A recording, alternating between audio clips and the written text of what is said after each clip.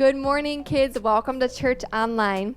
Today is our third week of learning about our PRAY acronym. Do you remember the first 2 weeks we talked about the P is for praise, the R last week is for repent, and then this week we're going to learn that the A stands for ask.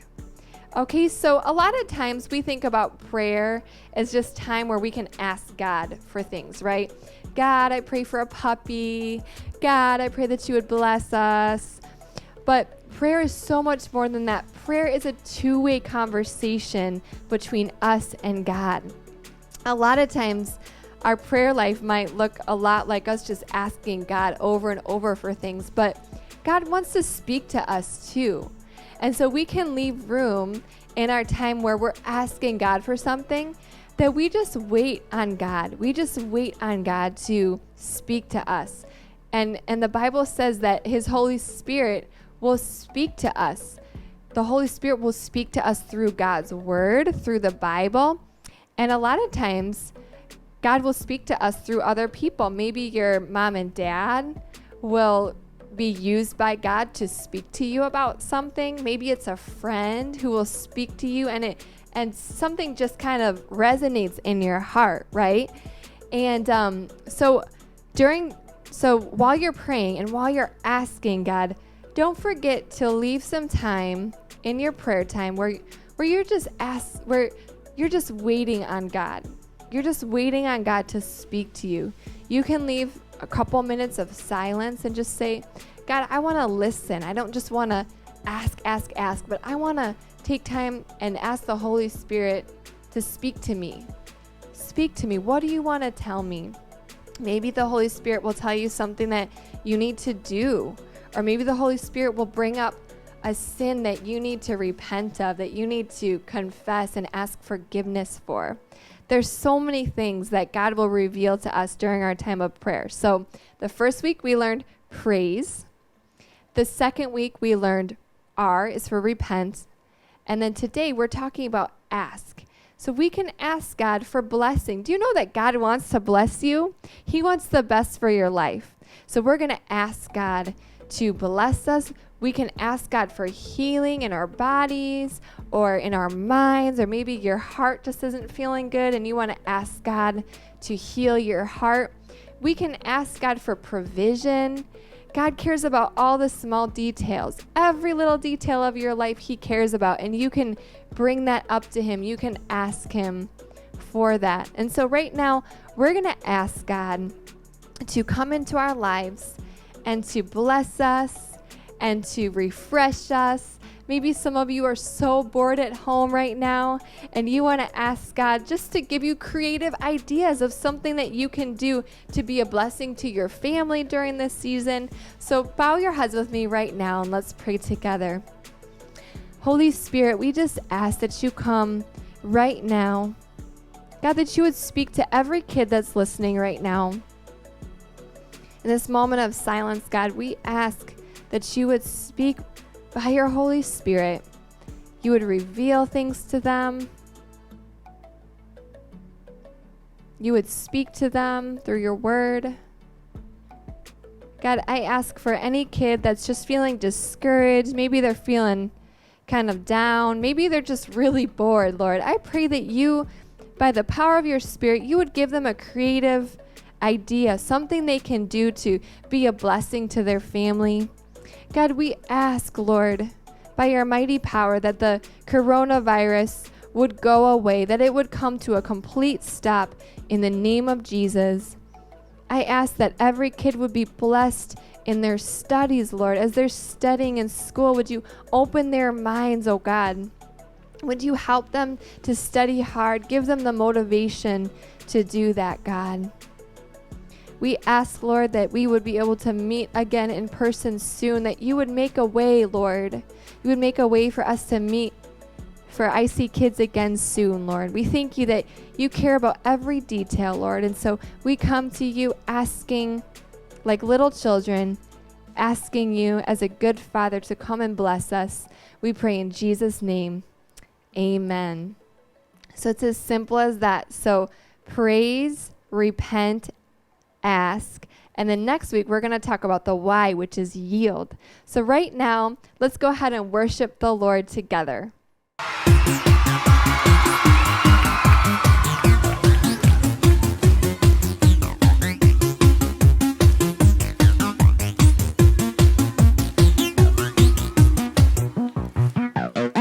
I lay my life down at your feet. You're the only one I need. I turn to you and you are always there. In troubled times it's you I see. I put you first, that's all I need. I humble all I am, all to you. One way, Jesus, you're the only one that I could live for. One way, Jesus, you're the only one that I could live for. You're the only one, you're the only one, you're the only one that I could live for. You're the only one, you're the only one, you're the only one that I could live for. You were always, always there, every how and everywhere. Your grace abounds so deeply within me. You will never ever change. Yesterday, today, the same. Forever till forever meets no end. One way, Jesus, you're the only one that I could live for. One way, Jesus, you're the only one that I could live for. One way, Jesus, you're the only one that I could live for. One way, Jesus, you're the only one that I could live for. Are you having fun? Well, what we're gonna do now is we're all gonna get down nice and low. That's it, how low can you go? And we're gonna sing, you are the way, the truth and the life. Come on, let me hear ya.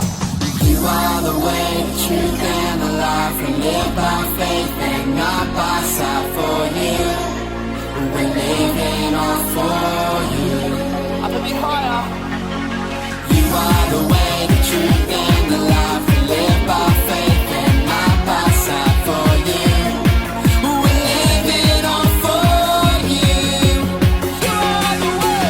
You are the way, the truth and the life. We live by faith and not by sight. For you, we're living all for you.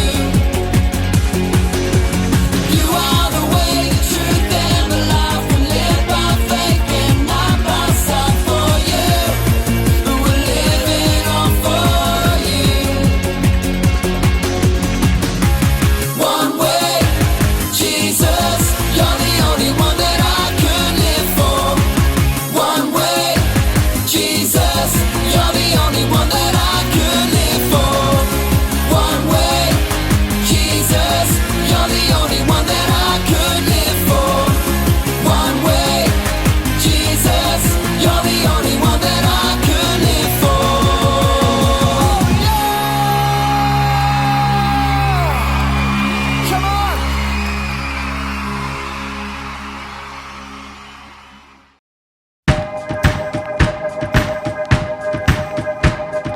This the light of mine, and I'm gonna let it shine. This the light of mine, I'm gonna let it shine. This the light of mine, I'm gonna let it shine. Let it shine, let it shine, let it shine.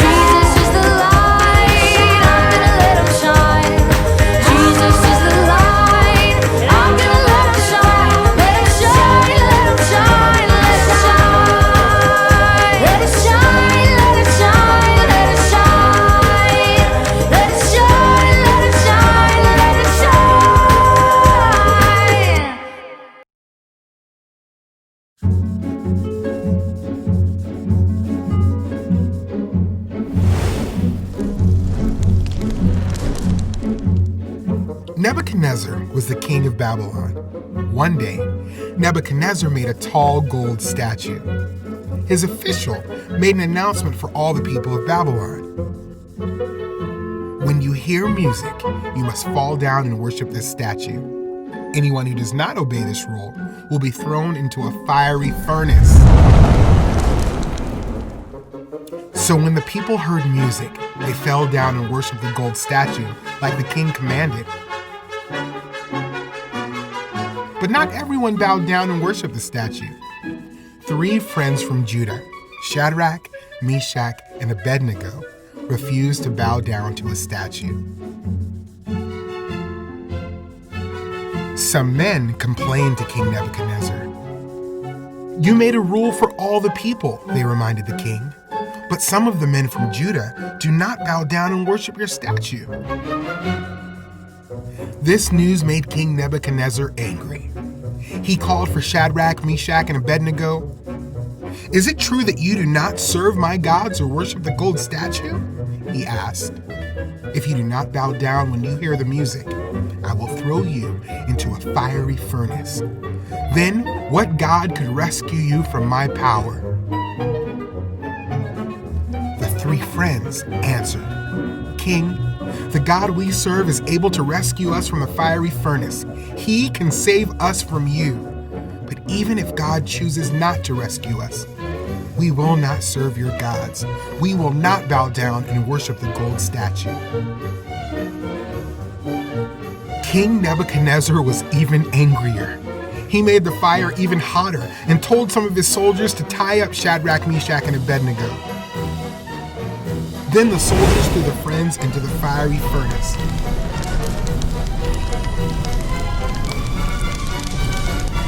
Suddenly, King Nebuchadnezzar jumped up. "Didn't we tie up 3 men and throw them into the fire? Look!" the king shouted. "I see 4 men walking around in the fire. They aren't tied up, and the 4th man looks like a son of the gods." Nebuchadnezzar quickly went to the door of the furnace. He called out, "Shadrach, Meshach, Abednego, servants of the Most High God, come here." So Shadrach, Meshach, and Abednego came out of the fire. They had not been burnt by the fire at all. Their clothes did not even smell like smoke. Nebuchadnezzar praised God. The God of Shadrach, Meshach, and Abednego sent an angel and rescued his servants. King Nebuchadnezzar made a new law for all the people. Anyone who says anything against Shadrach, Meshach, and Abednego's God will be punished. No other God can save people like this. Then the king gave Shadrach, Meshach, and Abednego important jobs in his kingdom. God was with Shadrach, Meshach, and Abednego in the fire. Only he could rescue them. God rescues us too, through his Son, Jesus. Only Jesus can save us from our sin. Jesus' sacrifice on the cross provided the way for us to be rescued from sin and have eternal life.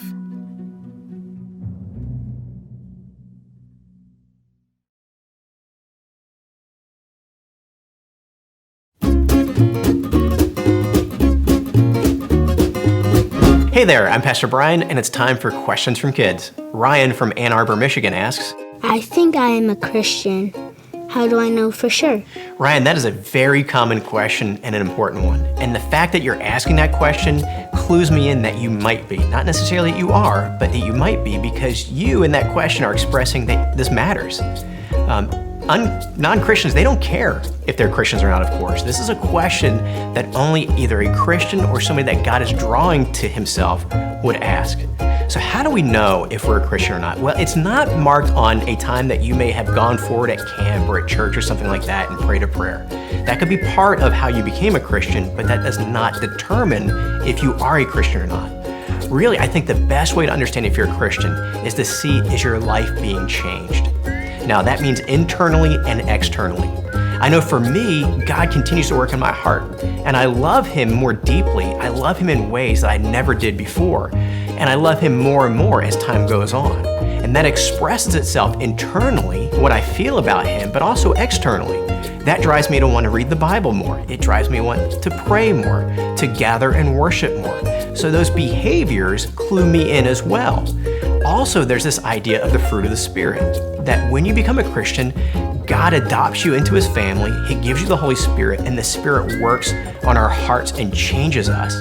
And we develop these attributes, these fruit of the Spirit that really manifest itself in our lives. And so love, peace, goodness, kindness, and so forth. So are you kinder today than you were before?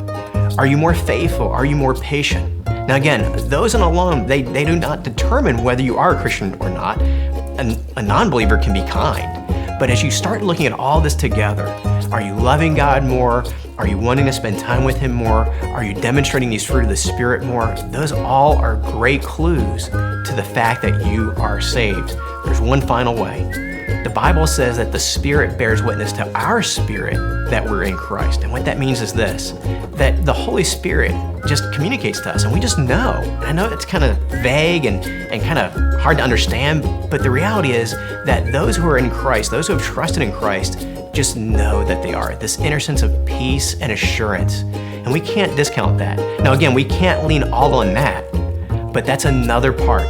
So I would suggest this, that you just look at all these together. Don't focus on just one of them, but when you look at them all together, is God changing your heart? Is He changing your life? And is there a sense of knowing that you're saved? If you're seeing those things happen, then you rest knowing that you are saved. And if you're saved, nothing can change that. We know that once you're saved, you are firm in that salvation. You're safe in that salvation forevermore. So here's a question back for you. What ways have you noticed that God changes sinners who trust in Him?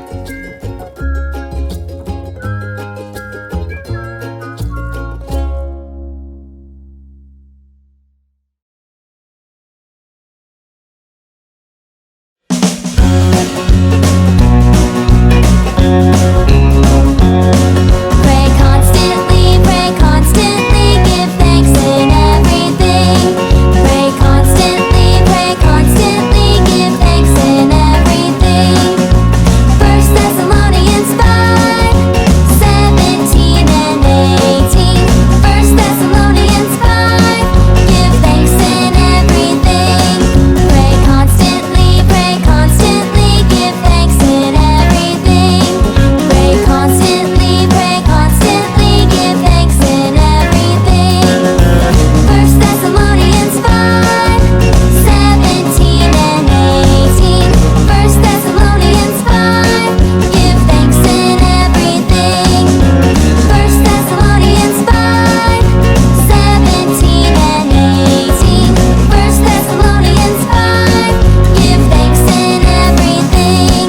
Pray constantly, give thanks in everything.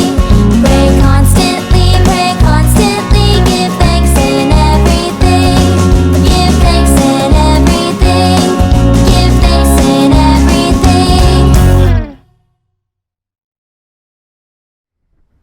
Let's do our IC Kids values together. Love God, love people, do your best, and have fun. Bye kids, have the best week ever. We'll see you again next Sunday.